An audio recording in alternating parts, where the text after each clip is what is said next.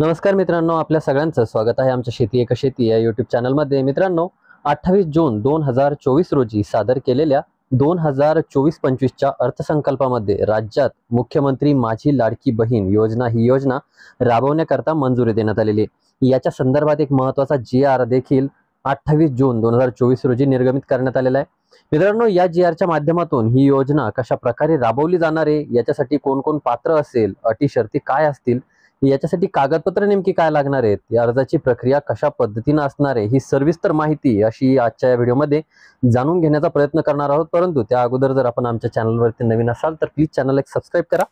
तर व्हिडिओला सुरुवात करूया। मित्रांनो, या योजनेचं स्वरूप आपण जर पाहिलं तर पात्र कालावधी दरम्यान प्रत्येक पात्र महिलेच्या तिच्या स्वतःच्या आधार लिंक असलेल्या बँकेच्या खात्यामध्ये दरमहा 1500 रुपये इतकी रक्कम जमा केली जाणार आहे।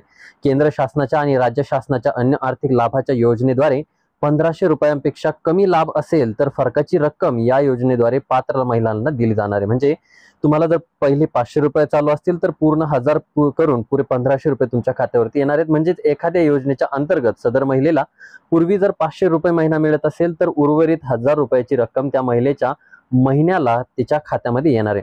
आणि जर पूर्वी एखाद्या योजनेमधून रक्कम मिळत नसेल तर पूर्ण 1500 रुपयाचा लाभ या योजनेच्या अंतर्गत दिला जाणार आहे। महाराष्ट्र राज्यातील 21 ते 60 वर्ष वयोगटातील विधवा, विवाहित, घटस्फोटित, परित्यक्त्या, निराधार अशा महिलांना याचा लाभ मिळणार आहे। अर्थात ज्या उर्वरित महिला आहेत या योजनेमध्ये लाभार्थी म्हणून पात्र नसणार आहेत। लाभार्थी महिला महाराष्ट्र राज्याची रहिवासी असणं गरजेचं आहे। राज्यातील विवाहित, विधवा, घटस्फोटित, निराधार महिला यांचा याच्यामध्ये समावेश झालेला आहे। वय 21 वर्ष पूर्ण आणि जास्तीत जास्त 60 वर्ष असावं। सदर योजने अंतर्गत लाभ घेण्यासाठी अर्ज करणाऱ्या महिलेचं बँकेत खातं असणं गरजेचं आहे।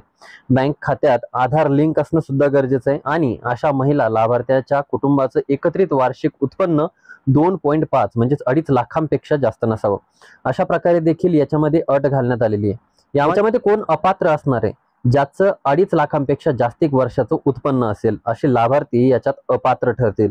इन्कम टॅक्स भरणाऱ्या कुटुंबातील सदस्य असलेल्या महिला याच्यामध्ये अपात्र ठरणार आहेत।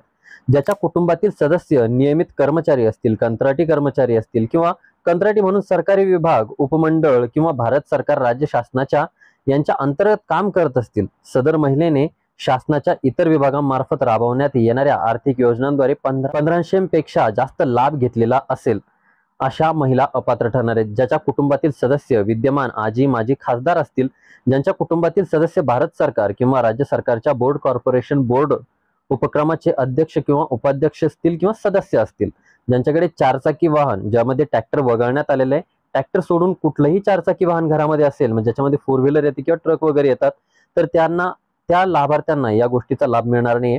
ज्यांच्या कुटुंबातील सदस्य, आता जेवढे काही सदस्य असतील अशा सर्वांची मिळून जर 5 एकरपेक्षा जास्त जमीन असेल, अर्थात बहुभूधारक असतील लाभार्थी जे असतील, तर हे लाभार्थी त्यांच्या अंतर्गत अपात्र या ठिकाणी ठरणार आहेत। आणि अशा प्रकारे पात्र अपात्रांच्या अधीन राहून ही योजना राबवली जाणार आहे। याच्यासाठी आवश्यक कागदपत्रे असणार आहेत। योजनेचा ऑनलाईन पद्धतीने अर्ज करावा लागणार आहे। लाभार्थ्याचा आधार कार्ड लागणार आहे, महाराष्ट्र राज्याचं अधिवास प्रमाणपत्र, महाराष्ट्र राज्यातील जन्माचा दाखला, सक्षम प्राधिकाऱ्यांनी यांनी दिलेल्या कुटुंबाचा वार्षिक उत्पन्नाचा दाखला, 2.5 लाखांपर्यंत उत्पन्न असणं गरजेचं आहे। बँक खात्याच्या पासबुकची पहिल्या पानाची छायांकित प्रत असणं गरजेचं आहे। पासपोर्ट आकाराचा फोटो, रेशन कार्ड आणि सदर योजनेच्या अटी शर्तींचं पालन करण्याबाबतचा एक हमीपत्र सुद्धा याच्यासोबत आपल्याला जोडावं लागणार आहे। याच्यामध्ये लाभार्थी निवडीसाठी लाभार्थ्याला ऑनलाईन पद्धतीने अर्ज करावा लागणार आहे। आणि लाभार्थ्याला जो ऑनलाईन पद्धतीने अर्ज करता येत नसेल तर आपल्या गावातील अंगणवाडी सेविका असतील, पर्यवेक्षिका असतील, सेतू सुविधा केंद्र असेल किंवा ग्रामपंचायत ग्रामसेवक यांच्या माध्यमातून, तर शहरी भागातील लाभार्थ्यांसाठी अंगणवाडी सेविका, मुख्य सेविका, वॉर्ड अधिकारी, सेतू सुविधा केंद्र यांच्या माध्यमातून हा अर्ज करायचा आहे। आणि हा अर्ज केल्यानंतर त्याच अधिकाऱ्यांच्या त्यांच्या कर्मचाऱ्यांच्या माध्यमातून हे अर्ज, ही माहिती पोर्टलवरती अपलोड केली जाणार आहे। अर्ज करण्याची कार्यपद्धती सुद्धा देण्यात आलेली आहे, ज्यामध्ये योजनेच्या पोर्टलवरती ऑनलाईन पद्धतीने, मोबाईल ॲपमध्ये ऑनलाईन पद्धतीने किंवा सेतू सुविधेवरती ऑनलाईन पद्धतीने अर्ज केला जाऊ शकणार आहे। मात्र महिलेला योजनेसाठी ऑनलाईन पद्धतीने स्वतः अर्ज करता येणार आहे। ज्यांना ऑनलाईन पद्धतीने अर्ज करता येत नसेल त्यांना अंगणवाडी केंद्रात किंवा बालविकास अधिकारी कार्यालय अर्ज करता येणार आहे। अर्ज करण्याची किंवा अर्ज भरण्याची प्रक्रिया पूर्णपणे मोफत असणार आहे। याच्यामध्ये कुठल्याही प्रकारचं शुल्क लागणार नाही। अर्जदार महिलेनं स्वतः उपरोक्त ठिकाणी उपलब्ध राहून अर्ज करणं आवश्यक आहे, जेणेकरून तिचा थेट फोटो काढता येईल आणि ई-के-वाय-सी करता येणार आहे। यासाठी त्यांना खालील माहिती असणं आवश्यक आहे किंवा खालील कागदपत्र सोबत आणणं आवश्यक असणार आहे। कुटुंबाचं पूर्ण ओळखपत्र, ज्याच्यासाठी तुम्ही रेशन कार्ड वापरू शकता, आणि स्वतःचं आधार कार्ड, हे दोन्ही कागदपत्र अर्ज करत असताना लागणार आहे।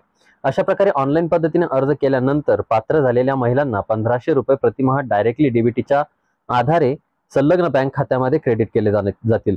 याची अंमलबजावणी करण्यासाठी राज्यातील समिती, जिल्हा समिती अशा समित्या देखील गठीत करण्यात आलेल्या आहेत। याच्यामध्ये अर्ज करण्यासाठी 1 जुलै 2024 पासून सुरुवात होणार आहे। 1 जुलै पासून याचं पोर्टल मोबाईल ऍप्लिकेशन सुरू केलं जाईल। अर्ज प्राप्त करण्यासाठी 15 जुलै 2024 ही शेवटची तारीख देण्यात आलेली आहे।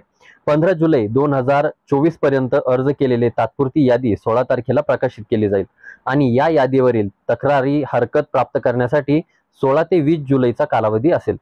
तक्रारी हरकतींचं निवारण करण्यासाठी 21 जुलै ते 30 जुलैचा कालावधी दिला जाणार आहे। अंतिम यादी ही 1 ऑगस्ट 2024 रोजी प्रकाशित केली जाईल। लाभार्थ्यांचं बँकेमध्ये ई-के-वाय-सी करणं 10 ऑगस्ट ही तारीख देण्यात आलेली आहे आणि 14 ऑगस्ट 2024 रोजी लाभार्थ्यांच्या खात्यामध्ये या निधीचं वितरण केलं जाईल। त्यानंतर प्रत्येक महिन्याचं जे काही असेल ते 15 तारखेपर्यंत वितरण प्रत्येक महिन्याला केलं जाणार आहे। तर मित्रांनो, अशा प्रकारे हा एक महत्त्वाचा GR निर्गमित करून या महत्त्वाच्या अशा योजनेला मंजुरी देण्यात आलेली आहे। मित्रांनो, 1 जुलै पासून याचे अर्ज करायला किंवा अर्जाची तारीख सुरू होणार आहे।